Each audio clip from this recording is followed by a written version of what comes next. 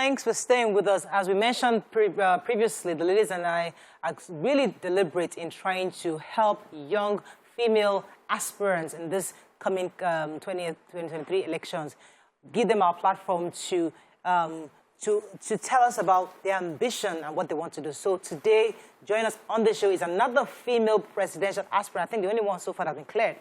The female presidential aspirant cleared under the PDP party. She'll be explaining to us why she wants to be president to succeed the current president, Muhammadu Buhari, come 2023. And talk to us also about her chances of becoming the flag bearer of PDP. Welcome with us, Tari Oba Oliver, to the show. Good morning, and thank you for having me. Good to have you. Thank you, ladies. I'm so happy to be here with you guys. Yeah, we love that you're excited and interested in running for presidency. One of our first questions when we have women like you running is why? Yes. Why are you running? Why do you think you should run? And do you think you have a chance to win? Okay, yeah. Thank you for that question. And I've been asked over time. The why is the fact that I want to rescue Nigeria. I'm on a mission. On my status, I'm the woman on a mission. And this is because there's been a lot of things happening in this country that I am not comfortable with, right? I see Nigeria as a very wonderful place, as one of the best countries on earth, as one of the most blessed nations. But in midst of this, I see a lot of disabilities, a lot of things not working. The people are in abject poverty.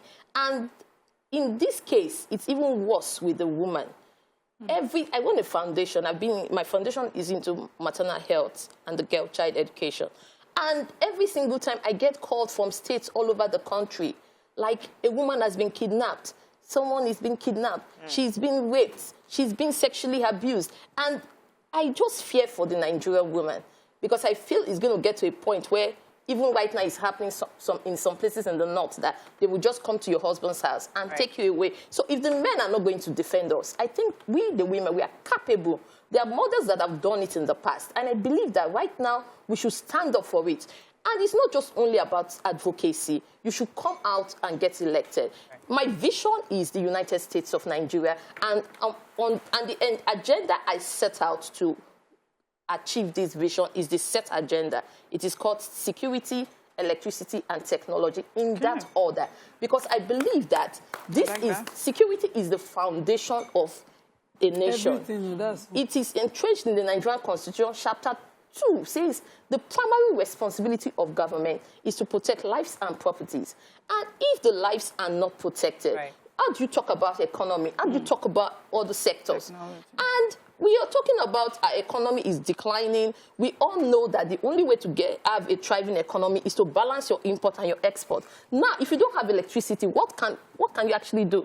You can't produce anything. You cannot create jobs. You can't attract investors. So I believe that when given an opportunity, I'm going to go out there and set up this agenda in this order: security, electricity, and technology. When you give me more time, I'm going to go into details. Thank you. Okay, fantastic. Okay. I'm sorry. Go ahead. Okay. Because you've raised two key issues that are burning me in my heart. No. That's why, I sort of raised an applause when you said them. Security, because, this government really didn't do so bad. But because they failed in that area, everything they achieved, like water in a basket. So let's talk about security. For instance, this morning in the papers, we talked about what the bandits are asking for, financiers and, supporters release. If you are in government now, how would you deal with that situation? Also, electricity that you raised, there's a disabling clause when the discos were, when they reached that agreement with the past president, Goodluck Jonathan.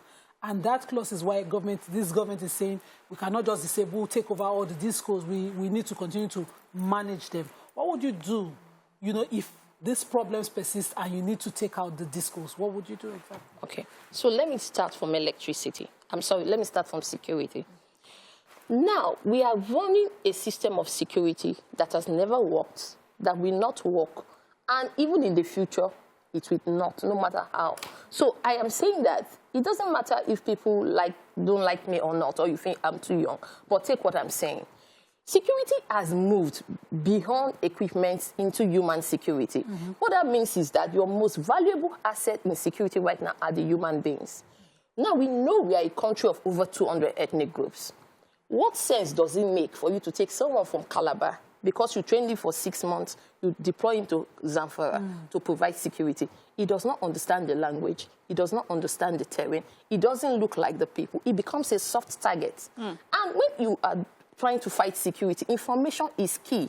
We have seen over time where some communities hide criminals because they feel closer to the criminals than the people that are coming to protect them. Now, why don't you take people from a particular community, train them, and deploy them back to that community? What is wrong with that? So you're talking of community policing? Community policing and the state policing. When we talk about community policing and state policing, some people say, oh, the governors are going to use them against the federal government. Okay, I'm asking, is the federal government not using the security against the governors? Secondly, even if you have the fear, why don't you do that process and deploy technology, have your data, and still pay them yourself? Because once the payment still comes from the same source, then that issue is sorted out. And when it comes to highway security, for instance, let's take Lagos to Benin. You have 4 states in between. The road has been bad even before I was born. It is still bad. They said they have done the road. It is bad. And so that is, we are getting wrong information. They will tell you they are doing the road. Whether some people are doing it at night, we don't know. But you shall see that the road is bad. Now, because the people are not involved in the process. So somebody may, because you want to sell pure water or you want to sell bottled water, you can go and dig the road at night because there's no security. Then we also have checkpoints over 25 in between that journey. People are being asked to pay. So to travel by road from Lagos to Benin is a very terrible experience. And sometimes it also causes a lot of traffic, 4 to 5 hours traffic.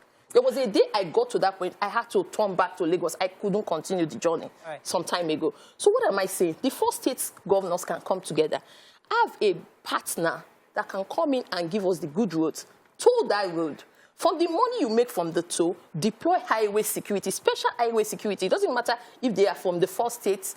At the same time, the land mass on that express can be used for agriculture. And because we are having the farmers and herders crisis, you can decide that 70% of that land goes to farmers, 30% of that land goes to the herders. Let me throw in a few more questions. Yes. I enjoy listening to you. Concerning, I know security is very important. I'm happy that, Nima started with that. But there's a part of, there's something that bothers me even more, and that is education. You know the numbers of out-of-school children over here 30 million. Good. And it seems like the government is struggling, the Nigerian government is really struggling in how to bring children into schools. And also the ASU federal government crisis almost every year. Now we have them out of school for, I think, the longest time ever. What would you do differently? We are going to deploy technology. You cannot carry out 21st century education without tech right now. We don't even have enough schools. We don't have enough primary schools. We don't have enough secondary schools. We don't have enough universities. And the issue of ASU has been on even when I was a very young girl. My elder brothers, they were at home for ASU strike. So what it means is that we have not gotten a model that will work. We should not be having budgets for ASU, a yearly budget. I think it's even the wrong plan. We should have a 10-year plan, of which, if anything is going to come up at the end of the 10th year, we should have started sorting that out from the 8th year. So we are going to look into it with a different model, not what is currently existing. And if money has to just come in separately outside of the budget on the special emergency for education, that is what we need to do. Because we understand that a country cannot thrive without 100% education. Citizens right now, over 60 million citizens cannot read and write. So what it means is that you have to look at adult education. Even when it comes to education at all the zones and states, there has to be different model. The eastern states, for instance, we run the apprenticeship model, of which young people go into to learn skills. Entrepreneurship. Exactly.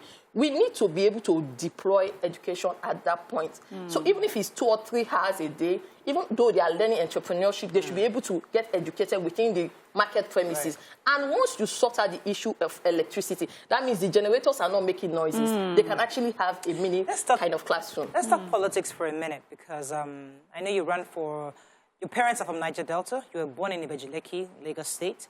You ran for House of Assembly. which you lost. You ran for gubernatorial in Bayelsa State, which you also lost.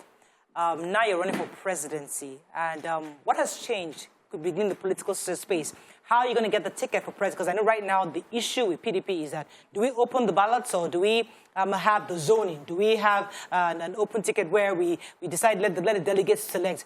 How much of politics have you done that's different from what you did in the past that would earn you the ticket this time around? Okay, so over the years, I've worked on my flaws, I've worked on the loose areas, and I also believe that getting the presidency is a solution of the entire problem, why I did not get the others. Because if we have a structure that is working and Nigerians are economically viable, Nigerians are comfortable, nobody's going to ask you for money to vote. They're going to know that this is their constitutional right and it is their duty to vote in good leaders and not people that will give them money. So I believe that... What makes you a good leader? Well, I believe it's about the policy. A policy that is going to work for all Nigerians and not just...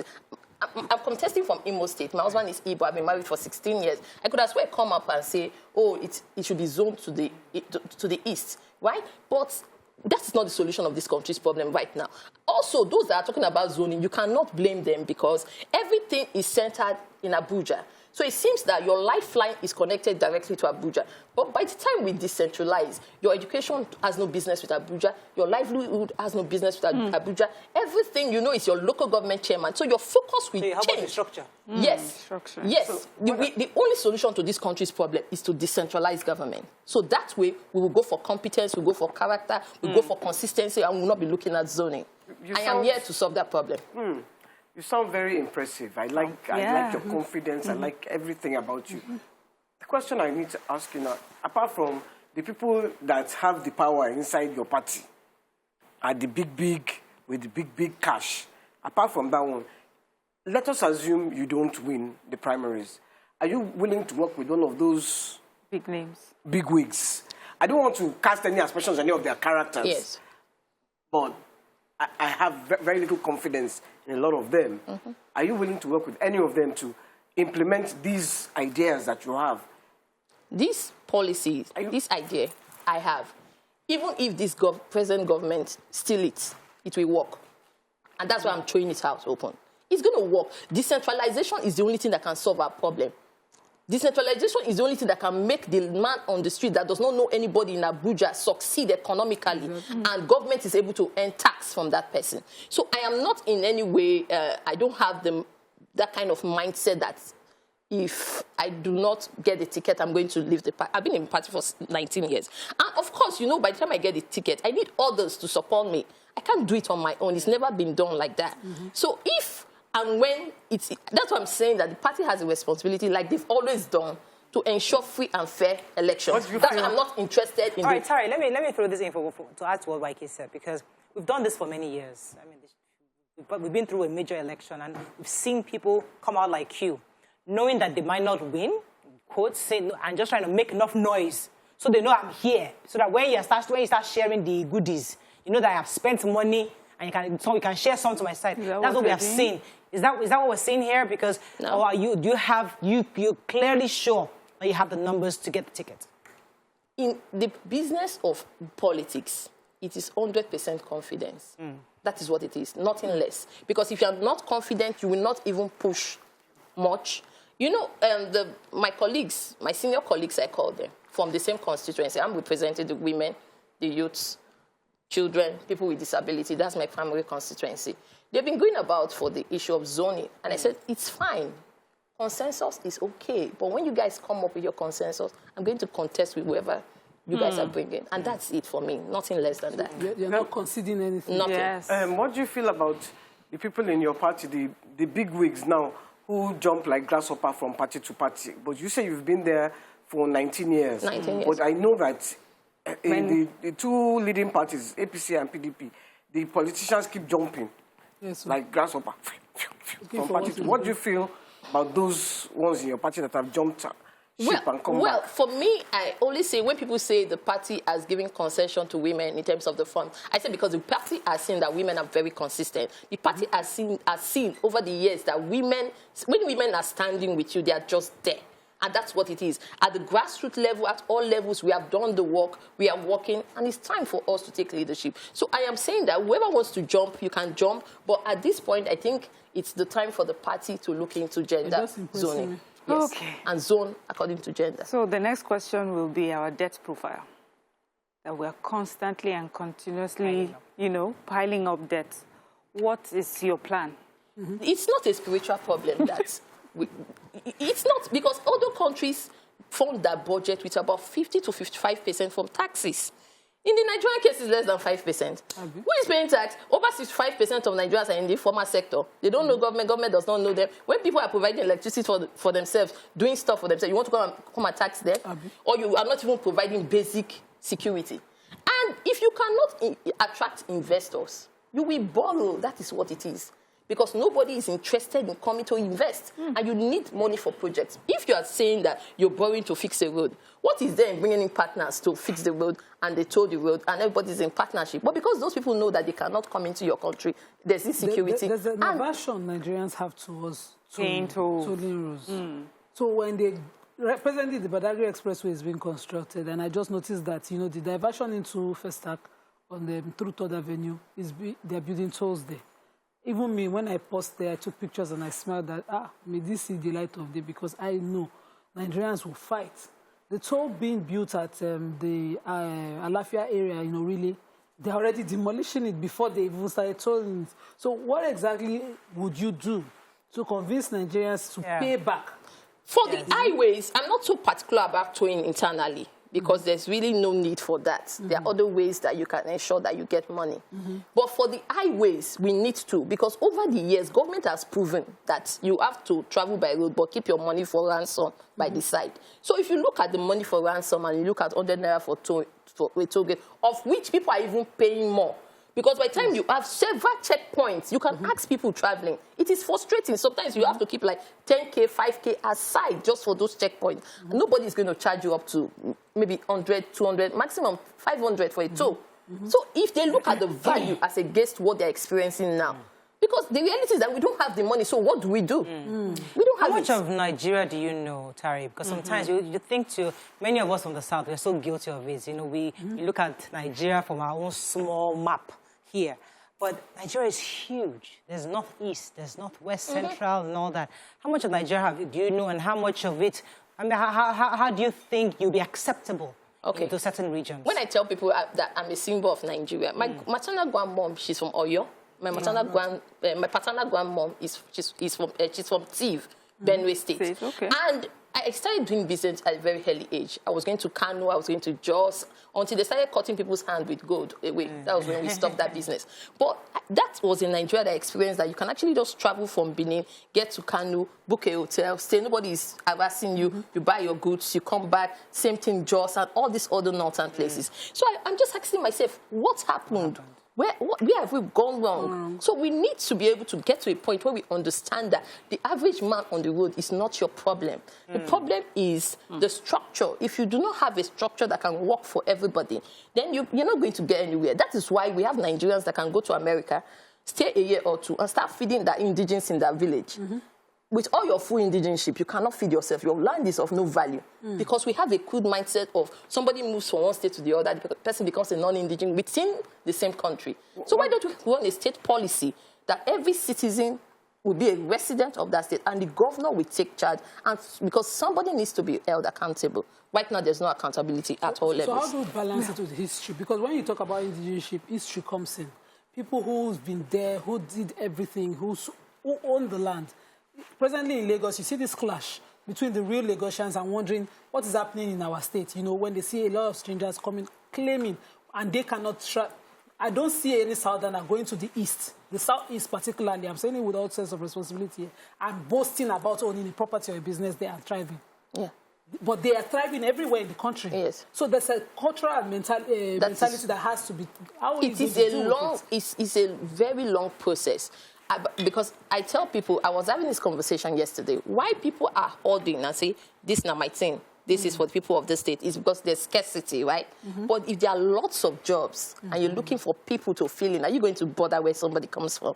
So it is the duty of government to be proactive, to ensure that there's security, there's 24 hours electricity by decentralizing, so that there cannot be opportunities for jobs to be created. When there are so many jobs created, do you really care? People get married across boards. Do they care where the people come from? What do you think is responsible for the moral decadence in our society? Well, if I tell you that I have 100% answer to that question, then I'll be lying. Because when we're growing up, my elder brother, they went to, himself and his friends, they went out during school hours and they got arrested. And they put them at the back of the counter. They called my dad. When my dad got there, he said, I know him with his long legs. He's going to run. Put him in the cell. The police officer started begging. So this is a father saying, put my son in the cell.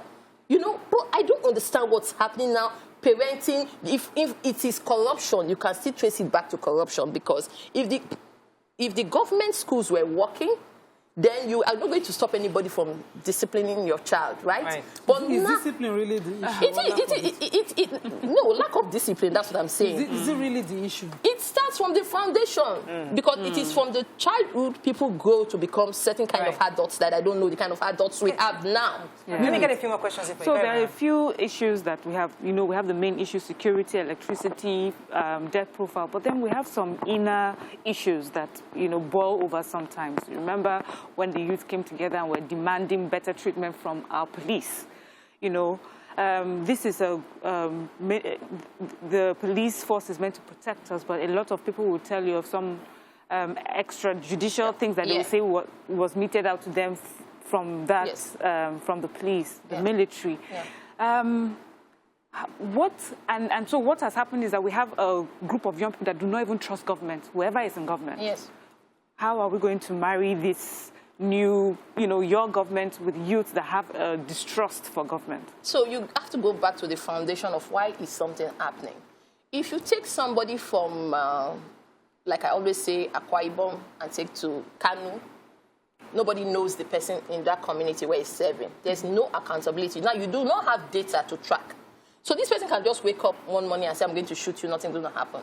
But if that person was to serve in their community, where the father is, where the mother is, where the family members are, will that person ever think about waking up to say, I'm going to shoot you and nothing's going to happen? So until you have data, it is only data, it's only technology that can enable an effective policing, the type of policing we are having now. But since we do not yet have data, can you deploy community policing so that everybody has a face? What's important is a face, so that nobody can just wake up. And again, you're taking somebody across boards, the money, the salary is very small. Then there's tendency for the person to travel back to see the family or try to bring the family down. And the money you are paying is not even enough to cater for that. Like you're talking about corruption. In what way would you involve the youth to now be part of this? I'm not talking of just the police. The youth that are already distrustful of government. They don't think they understand them. How are you going to include them? I am telling the youths that, you know what, give me my own benefit of doubt. I am not someone else. I'm Tari Oliver. This is my name. This is what I'm saying. We can have the conversation. You cannot say you have given up. Even if you have given up, other people will still engage the process anyway. So it's better for you to engage. Do not give up. Continue trying. At the time I started PDP, I joined the party 19 years ago, and I was telling my friends, if everybody had joined at that time, you know the population of young people about my age that will be the decision makers now. So it's never too late. Whenever you wake up, they say it's your morning. We'll take a few questions from social media for you. Well, while they're looking for that, I think YK asked a question earlier, which I'd like to rephrase in a different way.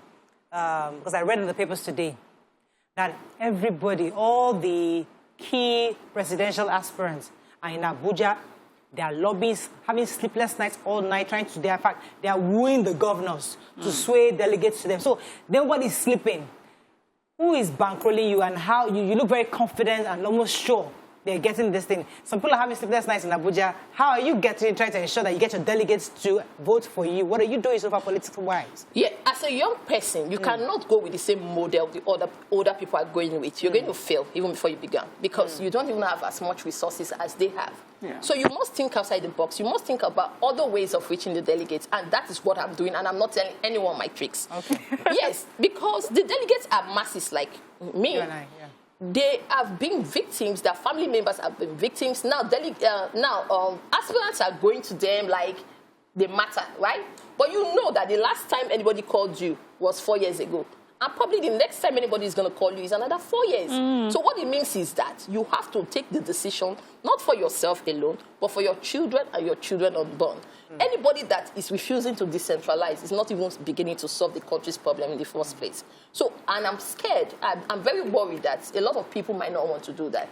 So I'm someone that I do not want anybody to call me big names. I just want everybody to be comfortable. I just want things to be right. Because our biggest asset is our ethnicity. Our biggest asset is our diversity. Our biggest asset is the culture, is the people. It's not even oil. So I'm telling the older guys, you know what? If you guys so much want this oil, we give it to you. Just leave us. Take the oil, give us tech, and we are good to go. So on social media, there's technology. Let's take him on social media. So on social media, the thing is, they believe you have good ideas, but they don't think, given the current structure of how politics is done in our country, that you may have a chance. That is why they have to come and support me.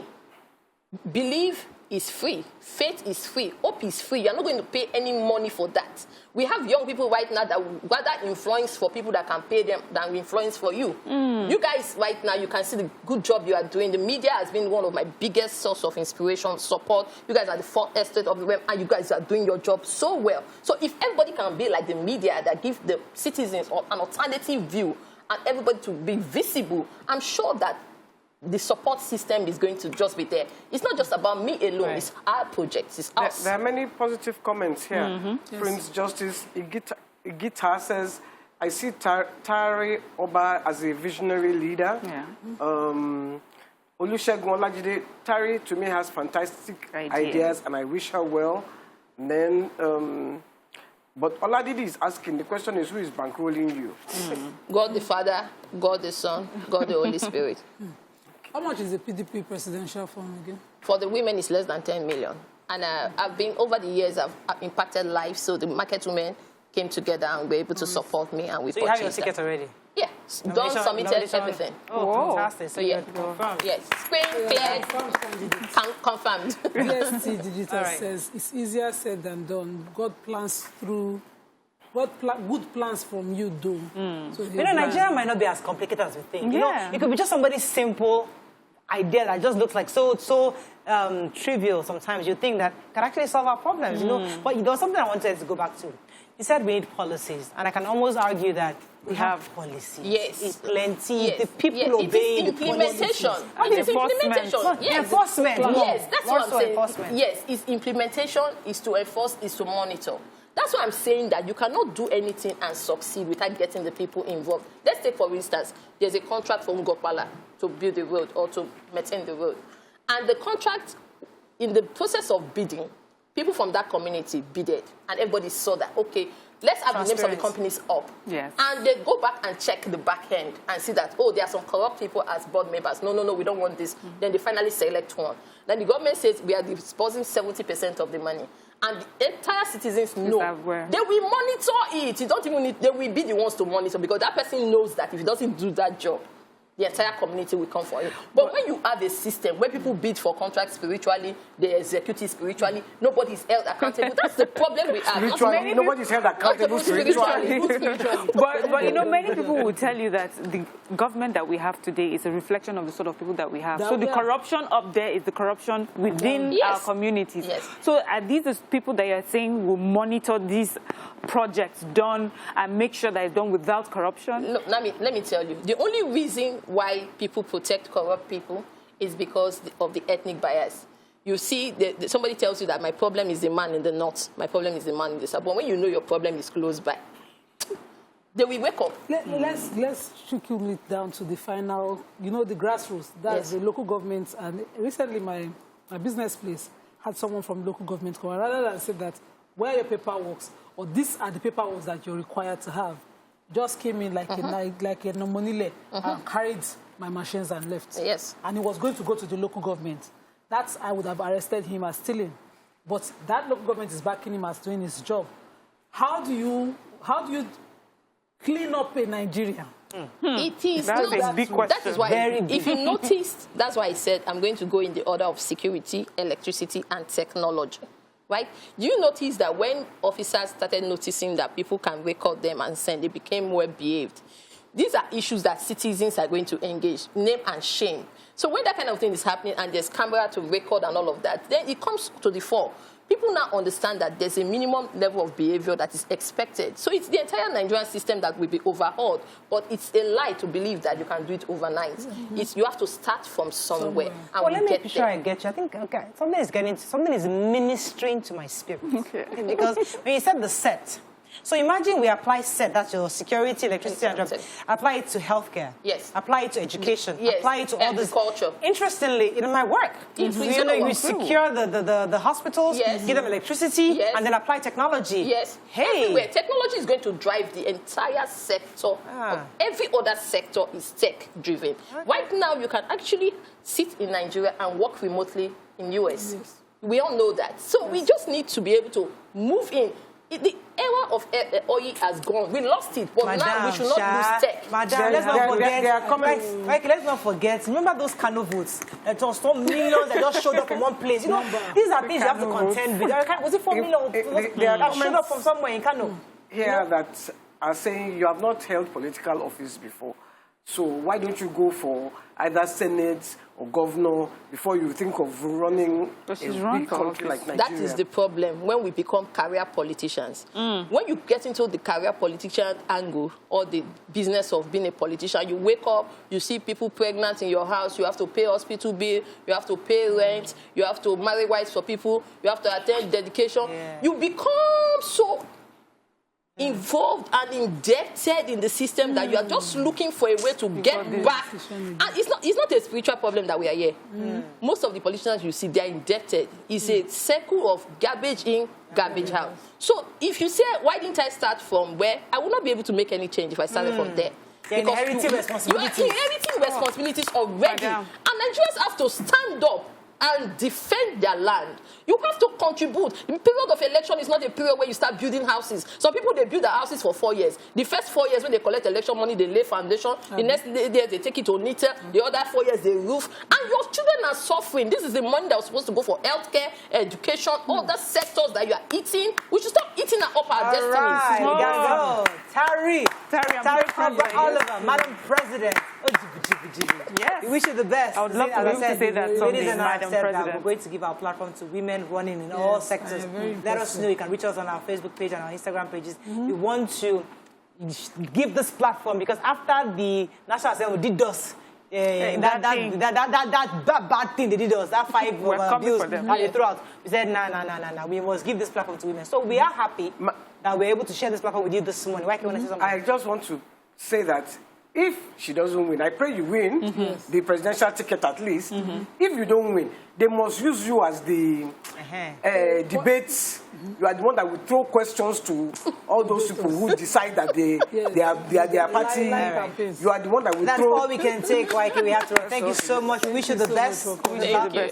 That's all we can take. It's getting more and more interesting, guys. I like it. I'm loving it. The caliber of people that are... We've gotten so many fantastic women so far. That's all we can take on the show today. We'll see you tomorrow. Bye for now.